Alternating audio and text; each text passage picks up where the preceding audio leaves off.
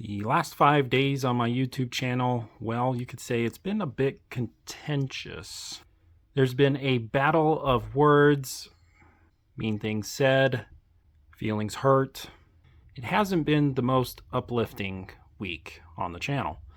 So, to fix this, I thought, why not do a cartridge video on a cartridge that is really good, that no one cares about, or no one maybe even knows about. So let's hug out our differences and talk about the most powerful 35 caliber Magnum, the 358 Norma Magnum. When you think of a Norma Magnum, what might first come to mind is the 338 Norma Magnum or the 300 Norma Magnum, which are relatively new in the last 10 years. However, the 358 Norma Magnum is quite old. It's older than the 300 Winchester Magnum, and it's even older than the 7mm Remington Magnum. 358 Norma Magnum was introduced in 1959. It became available in the US market a year later in 1960. And the parent case, like basically every single Magnum from 40s, 50s, and 60s is, well, 375 H&H. So what the 358 Norma Magnum is, well, really, you could think of it as like a necked up 338 Winchester Magnum, or it's a shortened 375 necked down to 358 caliber. And since 1959, the 358 Norma Magnum has held the crown as the most powerful 358 caliber. It is quite powerful. This medium bore has a lot of potential, and, well, I think it should be more popular than it is. Let's go ahead now and look at the data. And we're going to look at Hornady's book. I think it shows the power quite well. 200 grain, 2,900 feet per second. Then it just jumps up to a 250 grain at 2,800. Now, if you look at the data from Norma, it's a bit hotter. So a 225 grain, well over 29, and a 250 grain at like 2,850. This thing is quite powerful. To put things into perspective, shooting a 250 grain bullet like this one in 338 at 2,850, well, this 338 Winchester Magnum tops out with a 250 grain at maybe 28, most likely 2,750. So the 358 Norma Magnum is an absolute powerhouse with basically the same size cartridge. It is much more efficient. Muzzle energy you're looking at with the 358 Norma Magnum is 4,500 foot-pounds. 338 Winchester Magnum, it does 4,000 foot-pounds. With this type of power, efficiency, why hasn't the 358 Norma Mag been more popular, at least in the US? Well, for whatever reason, 35 caliber has really never caught on in North America. And you could actually say kind of the same thing for 338 caliber. It pales in comparison to the popularity of a 30 caliber or a 6.5 right now. For whatever reason, mostly likely recoil, people just don't shoot 35 calibers that often. And the one 35 caliber that has somewhat been successful in the US, the 35 Whelen, well, it still isn't that popular. Why don't we see the power difference between a 358 Norma Magnum and a 35 Whelen? Let's go ahead and look at the 35 Whelen data. We're going to use a 225 grain AccuBond.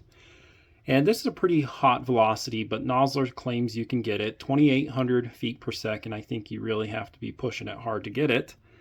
At the muzzle, again, 28. But the energy, 3,918 foot-pounds. It is knocking on the door of the 338 Winchester Magnum. It's a very efficient cartridge, and I honestly think it's the most efficient version of the 30-06 case. But let's step up to the 358 Norma Magnum with that same 225 grain AccuBond at 2,950. Again, it's probably, you're pushing it pretty hot, but it's definitely doable. And look at this energy, 4,832 foot-pounds.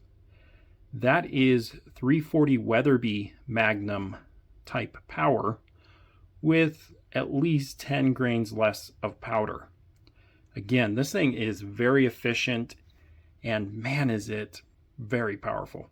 Let's look at the data for the 348 Norma Mag, the downrange ballistics. We're just going to go out to 400 yards, but the bullet I'm using in this is a 250 grain Nosler partition with a very mediocre BC of 0.446.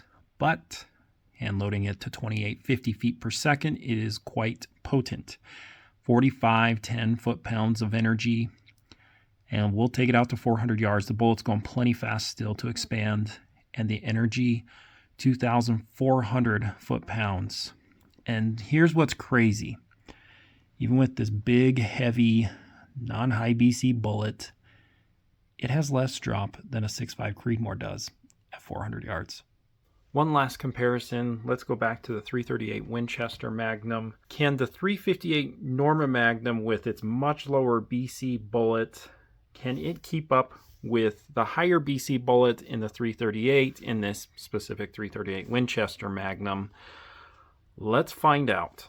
The 338 Win Mag with a 250 grain AccuBond, well, it has a lot higher BC than the 250 grain partition in 358 Norma Mag, but you're going about 150 feet per second slower in a 338 Win Mag with almost 500 less foot-pounds of energy.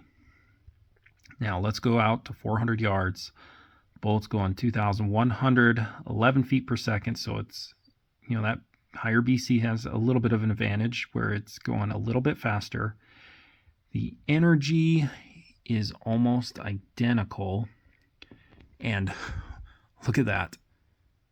It drops more than a 358 Norma Magnum. Now, would I ever get a 358 Norma Magnum? I think it's really cool, but probably not.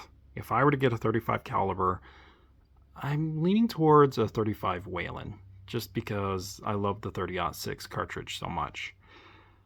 But you can't go wrong. If you are a reloader and you just want something different, this is a darn good Alaskan cartridge.